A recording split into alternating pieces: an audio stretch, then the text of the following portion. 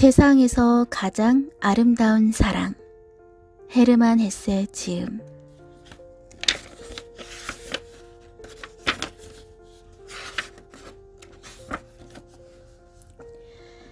어느 가난한 여자가 모스타케르 거리에서 살고 있었다. 불행하게도 그 여자는 결혼을 하고 얼마 있지 않아서 남편을 잃게 되었다. 그녀는 아기를 임신하고 있는 중이었다.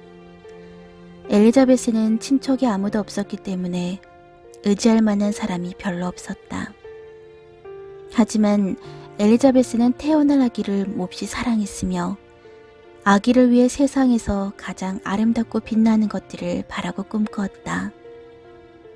엘리자베스는 얼마 있지 않아서 태어날 아기에게 큰 기대를 걸고 있었다. 세상의 모든 것들이 아기의 탄생을 축복할 것만 같았다. 곧 태어날 아기에게는 찬란한 빛에 비치는 유리창, 호화로운 조각상이 있는 출입문, 잠시도 쉬지 않고 물이 뿜어 나오는 분수대가 있는 정원, 장미꽃이 만발한 화단, 유명한 그림이 걸려있는 벽, 대리석으로 지은 집이 어울릴 것이라고 생각했다.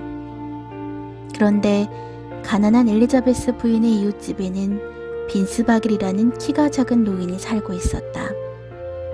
그 노인이 외출을 하는 일은 아주 드물었다. 어쩌다가 외출을 할 때에도 그는 차양이 달린 모자를 깊숙이 눌러 쓰고 녹색 박쥐우산을 들었다. 술병 모양의 장식이 달린 모자 밑으로는 하얗게 새어버린 머리카락이 빛나고 있었다. 어느 날부터인가 그 노인은 오랫동안 모습을 보이지 않았다.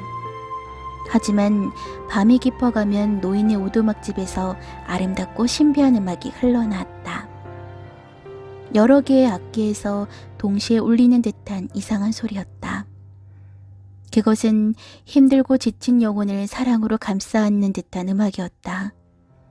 그 음악을 들었던 아이들은 자신의 어머니를 쳐다보면서 이렇게 말했다. 엄마, 마치 천사와 물의 요정이 노래하는 것 같아요. 하늘나라에서 축제를 하는 게 아닐까요?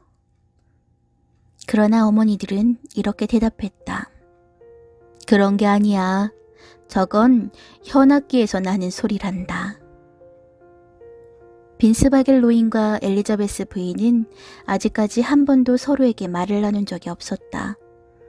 두 사람은 서로에 대해 잘 모르고 있었다. 하지만 빈스바겔 노인은 엘리자베스 부인의 창문 앞을 지날 때마다 아주 친근한 태도로 인사했다. 엘리자베스 부인도 반갑게 인사를 했으며 그 노인이 좋은 사람이라고 생각했다.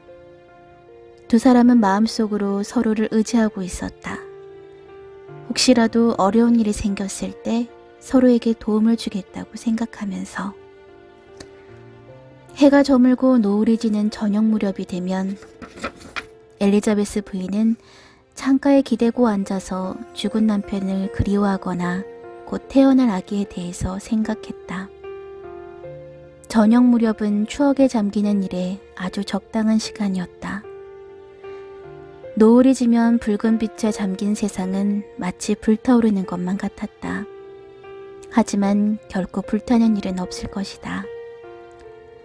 빈스바겔 노인은 창문을 열고 엘리자베스 부인을 위로하듯이 응구수를 굴리는 듯한 음악을 연주했다.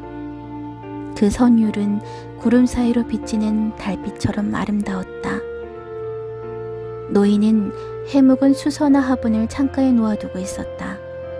그는 화분에 물을 주었던 적이 없었다. 그러나 수서나 잎은 언제나 푸르렀고 꽃은 활짝 피어 있었다. 작은 떡잎 하나도 시들지 않았다. 엘리자베스 부인이 아침마다 물을 주고 잎을 다듬어 주었기 때문이었다.